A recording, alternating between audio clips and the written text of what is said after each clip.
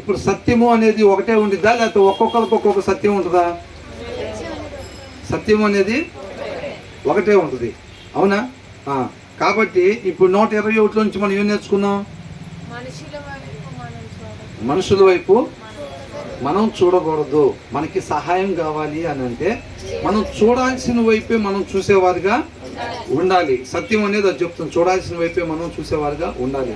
మనకున్న ధనాన్ని బట్టో, మనకున్న బలం వైపునో, మనకున్న పలుకుబడి వైపు, మనకున్న చుట్టరికం వైపు, దేని వైపు కూడా మనం చూడటానికి వీల్లేదు. అనేక మంది ఏం చేస్తారు, ఈ లోకంలో ఉన్న అధికారాలు కావచ్చు, వాళ్ళకున్న డబ్బు కావచ్చు, ఆరోగ్యం కావచ్చు, బలాన్ని బట్టి దాన్ని బట్టి అతిశయపడుతూ ఉంటారు.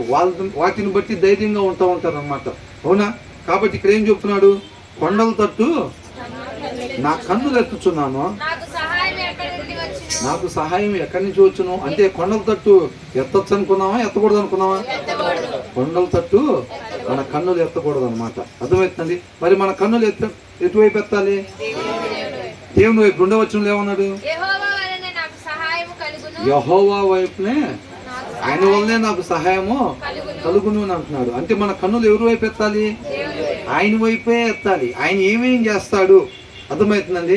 ఆయన వైపు కాకుండా మనం మిగతా వైపు ఎటు చూసినా సరే ఈ కింద ఉన్న వచనాలు ఏవేవైతే వస్తాయో అంటున్నాడు, ఎవరి దగ్గర నుంచి కూడా మనకి రావు. కింద వచనాలు ఏమంటున్నాడు ఒకసారి స్పీడ్గా చదవండి. మనం ఆత్మీయంగా మన పాదాలు తొట్టిల్లిపోకుండా ఏ సహోదరుడన్నా చేయగలుగుతాడా? చేయలేడు. ఆయన మాత్రమే చేయగలుగుతాడు. కాబట్టి మనం నేర్చుకోవాల్సింది ఏంటంటే మనం ఆయన వైపు మాత్రమే చూడటం నేర్చుకోవాలన్నమాట. ఆయన్ని మాత్రమే ఆశ్రయించటం నేర్చుకోవాలి. ఈ లోకస్తుల్లాగా, ఈ ఇశ్రాయేలీల జనాంగంలాగా వాళ్ళకున్న జ్ఞానం మీద ఆధారపడటం, వాళ్ళకి తెలిసిన వాళ్ళందరికీ ఫోన్ కాల్ చేసేసుకొని అన్ని రకాల ప్రయత్నాలు చేసేసుకొని ఏది వర్కౌట్ కాకపోతే చివరి ఆప్షన్ కింద దేవుణ్ణి పెట్టుకుంటే వాళ్ళ కార్యాలు చూస్తారా? చూడలేరు. అలా కాకుండా మనం ప్రతి విషయంలో కూడా ఆయన్ని మాత్రమే ఆశ్రయించేవారుగా ఆయన వైపు మాత్రమే చూడటం మనం నేర్చుకోవాలి అని అంటున్నాడు. ఏదైనా సరే మన జీవితంలో ప్రతి ఒక్కరికి కూడా మనం ఎవరితో చెప్పుకోవాలంట? దేవునితోనే చెప్పుకోవాలి. ఆయన్ని బట్టే మనం అతిశయించేవారుగా ఉండాలి, అంతే. ఆయన్ని బట్టే మనం ధైర్యంగా ఉండేవారుగా ఉండాలి. ఇక దేని మీద కూడా మనం ఆధారపడటానికి వీల్లేదు. అవన్నీ కూడా కొంతకాలం మాత్రమే ఉండి పోయాయి అని అంటున్నారు అన్నమాట. తర్వాత ఏమంటున్నాడు? ఇక్కడ కొనకుండా నిద్రపోకుండా ఉండే వాళ్ళు ఎవరు ఉన్నారా? ఏ అధికారి అయినా ఉన్నారా? ఎంత పెద్ద పోస్ట్ అయినప్పటికీ కూడా మరి వాళ్ళ మీద మనం ఆధారపడితే ఎలా ఉంటుంది పరిస్థితి, అవునా? చాలా మంది ఎంతో డబ్బు సంపాదిస్తారు. అమ్మ వాళ్ళు తెలిసిన వాళ్ళు ఉన్నారులే మనకి, మన బాబాయో, పెదనాన్నో, పెద్దమ్మో బాగా డబ్బున్న వాళ్ళు ఉన్నారు, ఏదైనా ఆపు చూస్తే వాళ్ళు చూసుకుంటారు. వాళ్ళ మీద ఇన్కమ్ ట్యాక్స్ రేట్లు జరిగినాయి అనుకోండి, ఉన్న ఆస్తులు మొత్తం ఒక్కసారి ఏం చేస్తారంటే సీజ్ చేస్తారనమాట. వాళ్ళు కూడా వాటిలో రూపాయి కూడా వాడుకోవటానికి ఉపయోగపడదు. ఇక వాళ్ళు మనకేం సహాయం చేస్తారు? చేస్తారా? చేయలేరు. కాబట్టి మనం యెహోవా వైపు మాత్రం ఎల్లప్పుడూ చూసేవారుగా ఉండాలి అని అంటాడు. 123 చదవండి ఒకసారి. అంటే ఎవరు?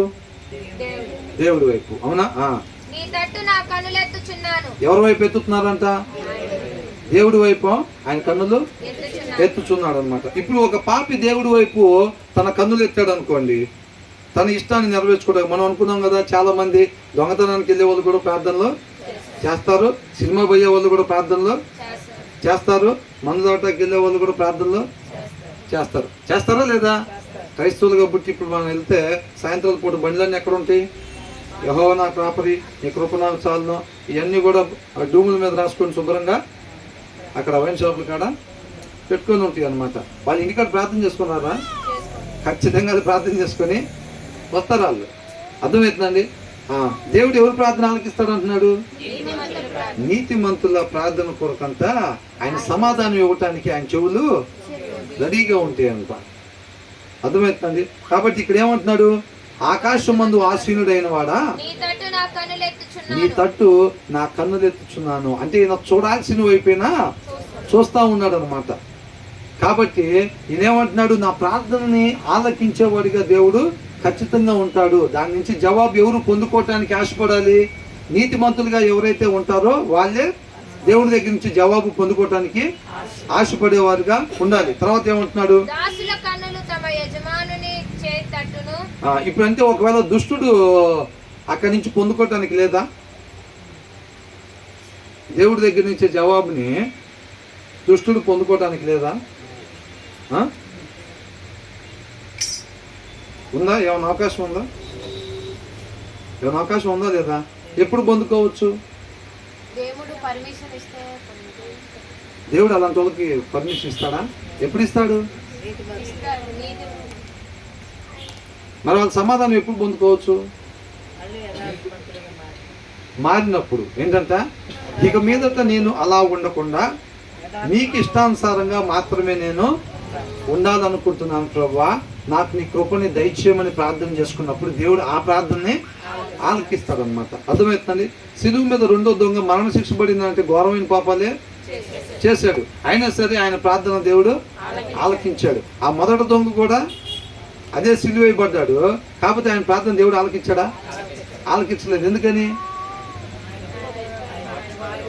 దాని జీవితం, ఆ జీవితాన్ని విడిచిపెట్టుకోవటానికైనా ఇష్టపడట్లేదు, ఆ స్వభావాన్ని విడిచిపెట్టుకోవడానికి ఇష్టపడట్లేదు. మళ్ళీ ఒక్కసారి ఛాన్స్, నీకు నిజంగా పవర్ ఉంది అది ఇది అంటున్నారు కదా, నీ పవర్తో ఏదన్నా విడుదల దయచేస్తే ఇక మీదట కూడా జీవితం అలాగే కొనసాగిద్దామని అనుకుంటున్నాడు. ఇదంతా ఎందుకు? నువ్వు నిజంగా శక్తిమంతుడు అయితే నిన్ను నువ్వు కాపాడుకొని మమ్మల్ని కూడా కాపాడొచ్చు కదా అని అంటున్నాడు. అంటే కాపాడితే ఏమైంది? ఆయన దగ్గర మారు మనసు కనపడుతుందా? మార్పు కనపడుతుందా? కానీ సిలువ మీద రెండో దొంగ దగ్గర మారు మనసు కనపడుతుంది అనమాట. నీ రాజ్యంతో వచ్చినప్పుడు నన్ను జ్ఞాపకం చేసుకోమంటున్నాడు. అంటే ఈయనకేం పని? ఏమి ఇష్టపడుతున్నాడు? నీ రాజ్యంలో ఉండే వాళ్ళు నేను కూడా ఉండాలని ఇష్టపడుతున్నాడు. అక్కడ ఉండాలంటే ఎలా ఉండాలి? నీతిమంతుల్లాగా జీవించాలి. అంటే ఈయన ఏం ఆశపడుతున్నాడు? నీతిమంతుల్లాగా ఇక మీదట నేను జీవిద్దాం అనుకుంటున్నాను. ఇక ఈ పాత జీవితం నేను జీవించదలుచుకోవట్లేదు, వాటిని వదిలిపెట్టడానికి సిద్ధంగా ఉన్నాను, నీ కృపను దయచేయమని ప్రార్థన చేస్తున్నాడు. కాబట్టి మనం ఎంత భయంకరమైన స్థితిలో ఉన్నా సరే, నినివే పట్టణస్తుల మీదకి ఉగ్రత రావాల్సిందేనే కదా లెక్క అయితే. ఏమని చెప్పమని చెప్పాడు యోనాతో? మీ మీదకి వచ్చే ఛాన్స్ ఉందన్నాడా? ఖచ్చితంగా మీ మీదకి 40 దినాల్లో మీరు ఉగ్రతకి రాబోతుంది, ఉగ్రతకి గురవుతారు అని చెప్పేసేయమని చెప్పాడు. వాళ్ళు ఏం చేశారు? వాళ్ళు ఏదైతే తప్పులు చేస్తున్నారో వాటన్నిటిని కూడా విడిచిపెట్టుకోవటానికి ఇష్టపడి గోనె పట్లు కట్టుకొని తాను తగ్గించుకుని వారిని దేవుడి మాటకి లోబడ్డారు అనమాట. వారందరూ కూడా దేవుడి పాదాల చెంత అర్పించుకున్నారు. అప్పుడు దేవుడు ఏం చేశాడు? వాళ్ళ ప్రార్థనని ఆలకించాడు. కాబట్టి మనం వదిలిపెట్టుకోవాల్సింది, మనం దేవుడు ఏదైతే ఇష్టపడట్లేదో వాటిని తీసేసుకోవటానికి మనం ఇష్టపడి దేవుడి కృపను కోరుకుంటే దుష్టుడి యొక్క ప్రార్థన కూడా దేవుడు ఆలకిస్తాడనమాట. అర్థమవుతుందండి? అలా కాకుండా వాటిని కంటిన్యూ చేద్దామన్న ఉద్దేశంతో చేసే ఏ ప్రార్థనను కూడా దేవుడు ఆలకించడు. అర్థమవుతుందండి? మనం కూడా మన లోపల ఉన్న కుళ్ళు, ఈర్ష, అలాంటి స్వభావాలు, ఎదుటివారి మీద ద్వేషం, ఇలాంటి మనలోనే పెట్టుకుని మనం చేసే ఏ ప్రార్థన కూడా దేవుడు నీదైనా నాదైనా సరే దాన్ని ఆలకించడు. కొన్నేది ప్రార్థన ఎలా ఉందంట? కొన్నేది ప్రార్థన చేస్తుంటే ఆ ప్రార్థన ఎక్కడికి చేరుకుందంట? దేవుని దగ్గరికి చేరుకొని ఇమీడియట్గా దేవదూత వచ్చేసాడు. దానియేలు ప్రార్థన చేస్తుంటే అది మోకరించగానే ఇమీడియట్గా దేవదూత వచ్చేసాడు. అవునా? మరి మనకు కూడా నీతిమంతులకు కూడా మీరు గమనించినట్లయితే, మీరు ఎప్పుడైనా చూడండి, ఆయన మాట ప్రకారంగా మాత్రమే మనం జీవిస్తాం. ముందుకెళ్ళేటప్పుడు మనం చేసే ప్రతి ప్రార్థనకి జవాబు దేవుడు దయచేస్తాడు. ఆయన కలిగి ఉండే సమాధానాన్ని మనం పొందుకుంటాం. ఎలాంటి పరిస్థితి అయినా, ఎలాంటి దానికైనా సరే పరిష్కారం మనకి దొరికింది. మన లోపల ఉన్న దాన్ని విడిచిపెట్టుకోవటానికి ఇష్టపడకపోతే మాత్రం మనం చేసే ఏ ప్రార్థనకు కూడా జవాబు రాదు. అర్థమవుతుందండి? కాబట్టి ఇక్కడ ఏమంటున్నాడు? ఆకాశమందు ఆశీనుడైన వాడా, నీ తట్టు నా కన్నులు ఎత్తుచున్నాను. అంటే చూడాల్సిన వైపు వీళ్ళు చూస్తున్నారు అనమాట. అంటే వీళ్ళకి జవాబు వచ్చిద్దా రాదా? ఖచ్చితంగా వచ్చింది వీళ్ళకి జవాబు. అర్థమవుతుందండి? అదే వీళ్ళ నమ్మకం అన్నమాట. ఇప్పుడు ఆ లైన్ మీద, అంటే ఆయన మాట ప్రకారంగా మాత్రమే అనే ఆ లైన్ మీద ఎవరైతే వెళ్తున్నారో వాళ్ళకుండే ధైర్యం అదేనమాట. అర్థమవుతుందండి? వాళ్ళకుండే ధైర్యం ఏంటి? ఖచ్చితంగా ఎవరైతే ఆయన మాట ప్రకారంగా మాత్రమే నడవటం అనే లైన్ మీద ఎవరైతే వెళ్తున్నారో వాళ్ళకు ఉండే ధైర్యం, నా ప్రార్థన దేవుడు తప్పకుండా ఆలకిస్తాడు, ఆయన కృప నాకు దయచేస్తాడు అని చెప్పి ఆ యొక్క ధైర్యం ఉండిద్ది అనమాట. కాబట్టి అది ఏమంటున్నారు తర్వాత, దాసుల కన్నులు తమ యజమానుని చేతి తట్టును, దాసి కన్నులు తన యజమానురాలి చేతి తట్టును చూచునట్లు మన దేవుడైన యెహోవా మనలను కరుణించు వరకు మన కన్నులు ఆయన తట్టు చూచుచున్నవి. ఏం చూస్తున్నాయి అంట? ఒక యజమానుడి దగ్గర దాసుడు పనిచేసేటప్పుడు ఎలా ఉంటుంది? అవునా? ఇప్పుడు ఇలా కావాల్సిన బియ్యానికి కావాల్సిన ఎవరు ఇస్తారు? యజమానుడు ఇవ్వాలి. కూరగాయలకు కావాల్సిన డబ్బులు, మాత్రలకు కావాల్సిన డబ్బులు, ఇవన్నిటికి కూడా వాళ్ళు రెంట్లు కొట్టినా ఏదున్నా కావాల్సిన మొత్తం కూడా యజమానుడి వైపే, ఆయన చేతి వైపే చూస్తూ ఉంటారు అనమాట. అర్థమవుతుందండి? ఆయన కుడి చేతితో ఏం చెప్తాడు? రమేష్ అది తీసుకుని వెళ్ళి కొద్దిగా కరెంట్ బిల్లు కట్టేస్తారా, సురేష్ అని చెప్పి చెప్తా ఉంటారా? ఆ చేతి వైపు వాళ్ళు ఏం ఆజ్ఞ ఇస్తారు అన్నట్టుగా రెడీగా ఉంటారనమాట. మన ఇంకో చేతి వైపు ఏంటంట, ఇదిగో ఇది తీసుకుని జీతం అంటారా, ఇదిగో ఈ ఆహారం ఈ వాటా వాడికి పెట్టండి, తీసుకెళ్ళి వాడి వాటా వాడికి ఇవ్వండి. అర్థమవుతుందండి? ఒక రకంగా చెప్పాలంటే ఇప్పుడు చిన్నపిల్లలు ఉంటారండి, చిన్నపిల్లలకు మనం చేతిలో బిస్కెట్ పెట్టుకొని ఇట్లా పట్టుకుందాం అనుకోండి, అది చూస్తారు బిస్కెట్ ఈ చెయ్యి ఇటంటే వాళ్ళు అటు చూస్తారు, ఈ చెయ్యి ఇట్లా పైకి అంటే వాళ్ళు ఆ బిస్కెట్ పైకి అలా చూస్తారు అనమాట. అర్థమవుతుందండి? కాబట్టి ఏమంటున్నాడు ఇక్కడ, దాసుల కన్నులు తమ యజమానుని చేతి తట్టు దాసి కన్నులు తమ యజమానురాలి చేతి తట్టును చూచునట్లు మన దేవుడైన యెహోవా మనలను కరుణించు వరకు మన కన్నులు ఆయన తట్టు చూచుచున్నవి. మన కన్నులంట ఆయన వైపు అలా చూడాలన్నమాట. ఆయన ఇవ్వకుండా మనకి ఏమన్నా వచ్చిద్దా? మనం కలిగి ఉన్న సమస్త స్థితి అది ఎవరిచ్చారు? అది కేవలం ఆయన కృప వల్లనే వచ్చింది. అవునా? నేను ఇవాళ వాక్యానుసారంగా ఉంటున్నానండి, నేను చక్కగా నాకు ఒక ధైర్యం ఉంది. 11వ కీర్తనలో ఏమంటున్నాడు దావీదు? పక్షిరాజులాగా పారిపోమన్నప్పుడు ఏమన్నాడు? నేను ఎందుకు పారిపోవాలి? నేను ఆయన మాట ప్రకారంగానే నడుచుకునేవాడిని. ప్రతి ఒక్క నరుని ఆయన సింహాసనం మీద కూర్చొని చూస్తూ ఉన్నాడు. ఎవరైతే తప్పులు చేస్తారో, ఎవరైతే ఆయన మాట ప్రకారంగా కాకుండా వీళ్ళ ఇష్ట ప్రకారంగా జీవిస్తూ ఉంటారో వాళ్ళు పారిపోవాలి పక్షిరాజులాగా. నేను కాదు పారిపోవాల్సింది. ఆ యొక్క ధైర్యం ప్రతి ఒక్కరికి కూడా ఆయన మాట ప్రకారంగా జీవించే ప్రతి ఒక్కరికి ఆ ధైర్యం ఉండిద్ది అనమాట. అర్థమవుతుందండి? కాబట్టి మనం అలాగ చూడాలి అని అంటున్నాడు. దేవుడి వైపు అంటే మనం అలా చూడాలి. ప్రతి ఒక్క అవసరత కొరకు అనమాట. మనం ఇవాళ ఏమై ఉన్నామో అది కేవలం ఆయన కృప వల్లనే అయి ఉన్నాం, అంతే. అది సమస్త మహిమ ఘనత ప్రభావములు ఆయనకు మాత్రమే చెల్లించాలి. కాబట్టి మనం ఏదైనా అతిశయించాలి అంటే అది దేన్ని బట్టి అతిశయించాలంట? కేవలం ఆయన్ని బట్టే మనం అతిశయించాలి తప్ప మనలో ఏదో ఒక 20%, దేవుడు 80% అండి. మొత్తం నాకేం చెప్పుకోవట్లేదు. దేవుడికే 80% ఇచ్చా, నాకు 20% పెట్టుకున్నా. దేవుడికి 90% ఇచ్చా, నాకు 10% పెట్టుకున్నా అంతానికి ఉందా? మనం ఎంత పర్సెంట్ పెట్టుకోవచ్చు? 0% మనం పెట్టుకోవాలి, అంతేనా కదా? కేవలం ఆయన కృప వల్లనే నేను ఇవాళ ఈ స్థితిలో ఉన్నాను అని చెప్పి సమస్త మహిమ ఆయనకు మాత్రమే చెల్లించాలి. వాక్యంలో నుంచి ఉన్న మాట, ఈ భూమి మీద ఏ నరుడు కూడా అంట దేవుడు లేకుండా మంచి అనేది చేయలేడు. అది ఎవరైనా, ఏ కుటుంబస్తుడైనా, ఏ కులపస్తుడైనా, ఏ మతమస్తుడైనా సరే. అర్థమవుతుందండి? కాబట్టి మనం ఆయన్ని బట్టి అతిశయించాలి. ఆయనకి మాత్రమే సమస్త మహిమ ఘనత ప్రభావం ఎల్లప్పుడూ చెల్లించాలి. ఆయన వైపు మనం ఎలా చూడాలంట? దాసులు యజమానుల వైపు ఎట్లాగైతే చూస్తారో, ఆ చేతితో ఎట్లయితే చూస్తారో, మనం దేవుడి వైపు ఆయన కరుణించే అంత వరకు ఆయన వైపే మనం అలాగా చూస్తూ ఉండాలన్నమాట. ఇంక వేరే వైపు ఎటువైపు చూసినా సరే మనం నేర్చుకోవాల్సింది ఉంది. ఆ నేర్చుకునే దాని నిమిత్తం మనం ఎటువైపు చూస్తున్నామో, దేన్ని బట్టి ధైర్యం కలిగి ఉంటున్నామో అది మనకు లేకుండా చేస్తాడు దేవుడు. అంతేనా? నీకు ఇష్టమైంది ఏంటంట కావాలి దేవునికి. మనం చూడాల్సిన వైపు చూసేటట్టుగా ఆయనే మనల్ని నడిపిస్తాడు. ఆ తర్వాత ఏమంటున్నాడు? యెహోవా అధిక తిరస్కారం పాలైతిమి, అహంకారుల నిందయు గర్విష్ఠుల తిరస్కారమును మా మీదకి అధికముగా వచ్చినది. వాక్యానుసారంగా ఉండే వాళ్ళకి కలిగేది ఏంటంటే ఇక్కడ సుఖభోగాల, నిందలు, అవునా? ఆ తర్వాత అవమానాలు, శ్రమలు, ఇవేనా కదా వాక్యానుసారంగా నడుచుకునే వారికి. యేసుక్రీస్తు వారికి ఏమొచ్చింది? 14 శాలువాలు కప్పటం, పూల మొక్కలు ఇయటం, అదేనా? యేసుక్రీస్తు వారు 33 సంవత్సరాల జీవితం మొత్తం అదేనా?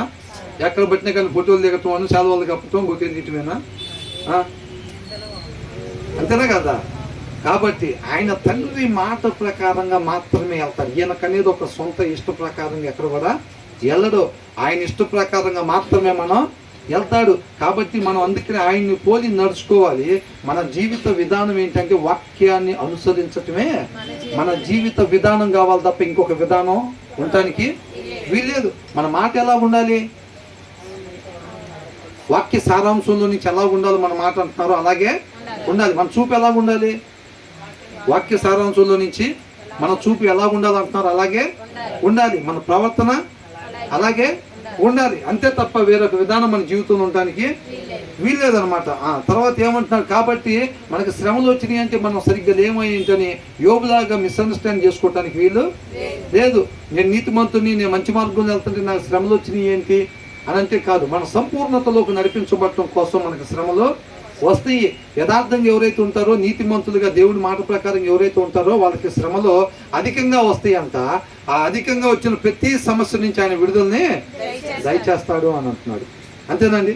యేసుక్రీస్తు వారు వెళ్ళిన మార్గంలోనే మనల్ని కూడా నడిపిస్తాను అని అంటున్నాడు. కాబట్టి ఏమంటున్నాడు? యెహోవా మేము అధిక తిరస్కారమును అంటే గౌరవం లేకుండా బతుకుతాం. ఇప్పుడు మనల్ని ఏం చేస్తారు? ఈ లోకంలో మన స్థితి ఏంటి? ఈ లోకంలో మన పరిస్థితి ఏంటి? తక్కువ కులం, తక్కువ మతస్థులు దొరికితే ఇట్లాగే ఎక్కడో దగ్గర యాక్సిడెంట్ల పేరుతో, అవునా? ఇట్లాంటివి మనకు గౌరవాలు ఉంటున్నాయా? లేదు. ఊరు బయట పెట్టటం, ఎక్కడ పోయినా అవమానం. డబ్బులు ఉన్న వాళ్ళదే రాజ్యం. మన దగ్గర ఉంటాయా? మన దగ్గర లోపల ఇంకొక ఆయన ఉంటాడు. ఎవరు? పరిశుద్ధాత్మ దేవుడు. నీకు 10,000 అవసరమైతే 20,000 రంగాలు ఏం చేస్తాడు? ఏంది ఇంకా ఇక్కడే ఉన్నావు? ఆ 10,000 తీసుకొని బయలుదేరు. చూపించా కదా గదం ద్వారా, అవునా? ఎన్నిసార్లు చూపించినా కానీ నేర్చుకునేది లేదా? 10,000 తీసుకొని బయలుదేరు. ఎవరెవరికి అవసరతలో ఉందో చూసి వాళ్ళకి తీసుకెళ్ళి పంచిపెట్టేస్తా అంటూ ఉండరు లోపల ఉన్నాయని, అవునా కదా? మనం దాని ప్రకారంగా వెళ్ళిపోవాలి అంతే. వాళ్ళకి లోపల ఎవరు ఉంటారా? ఉండరా? ఉండరా? ఉంటారు. వాళ్ళు ఏం చెప్తారు? లోపల పెట్టు, ఇంకో 10,000 తీసుకుంటా, పరిగెట్టు. ఏం నిద్రపోతున్నావు? ఓటీ చేసుకోవచ్చుగా. ఏందంట? ఓటీ చేసుకోవచ్చుగా. లేదైతే ఏమైంది? ఇక్కడికి వచ్చాను సేరు వదిలిచ్చేదేమో ఇంటికాడికి వచ్చి, అవునా? ఇది చేసుకున్నప్పుడు ఇంకో 10,000 ఇంకో 10,000 తీసుకొచ్చేయి. రాబోయే రోజుల్లో రేట్లు పెరుగుతూ ఉంటాయి, పిల్లలు ఇబ్బంది పడతారు. అయ్యేం సరిపోతాయి ఆ 25 లక్షలు? అయ్యేం సరిపోతాయి ఆ 75 లక్షలు అంటూ ఉంటాడు వాళ్ళ లాభంలో ఉన్నవాడు. మన దగ్గరేమో అవసరానికి మించి ₹1 వచ్చిందంటే ఎందుకు ఇంకా ఇక్కడే ఉన్నావేంది అని అంటాడు, అవునా కదా? కాబట్టి మనం పిలుచుకుందే దానికి శ్రమలు, నిందలు, అవమానాలు ఎదుర్కోతానికి అనమాట. కొంతకాలం అంటే మన శ్రమల్ని అనుభవించాలన్నమాట. తర్వాత దేవునితో పాటు యుగయుగాలు ఉంటాం. తర్వాత ఏమంటున్నాడు? మమ్మను కరుణింపుము. ఈ కీర్తన ఇవన్నీ కూడా 120 దగ్గర నుంచి 135 దాకా కూడా ఇవన్నీ కూడా ఏం కీర్తనలు? యాత్ర కీర్తనలు. అంటే ఇక్కడంతా చూసారండి, తీర్థయాత్రలు అంటారు కదా. అట్లా యెరూషలేము దగ్గరికి ఆ పండుగలు జరుపుకోవటానికి వచ్చిన యాత్రికులు ధ్యానించిన కీర్తనలు అనమాట ఇవన్నీ కూడా, అవునా? దేవుడు మహాకృపను బట్టి ఆయన మనల్ని ఒక్కొక్క విషయాల్లో సరి చేస్తూ ఉన్నాడు. ప్రార్థన ఏ రీతిగా చేయాలి, మన ప్రార్థనలు ఎలాగున్నాయి, మనం ఎలా పడితే అలాగుండి మనం చేసే ప్రతి ప్రార్థన దేవుడు ఆలకిస్తాడు అనుకుంటే మనం కేవలం మోసం చేసుకున్నట్టే అని చెప్పి దేవుడు మనకి తెలియపరుస్తూ ఉన్నాడు అనమాట. కాబట్టి మనం ఎటువైపు చూడాలంట? దేవుని వైపు మాత్రమే మనం చూసేవారుగా ఉండాలి. ఒక యజమానుడు తట్టు ఆ దాసుడు ఎలాగైతే చూస్తాడో మనం కూడా దేవుని వైపు అలాగా చూసేవారుగా. ఎప్పటి వరకు చూడాలంట? ఆయన మనల్ని కరుణించేంత వరకు మనం అలాగనే చూడాలి. అంతేనా? ఓకే, మనం ఉందాం మరి అలాగే. లేకపోతే డబ్బు వైపు, పేరు వైపు, చుట్టాల వైపు, ఇటువైపు చూద్దామా? మనకున్న బలం వైపు, దాని వైపు చూద్దామా? ఎవరి వైపు చూడాలంట? దేవుని వైపు మాత్రమే మనం చూసేవారుగా ఉండాలి. దేవుడికే మహిమ కలుగును గాక. అవును, శుక్రవారం కదా.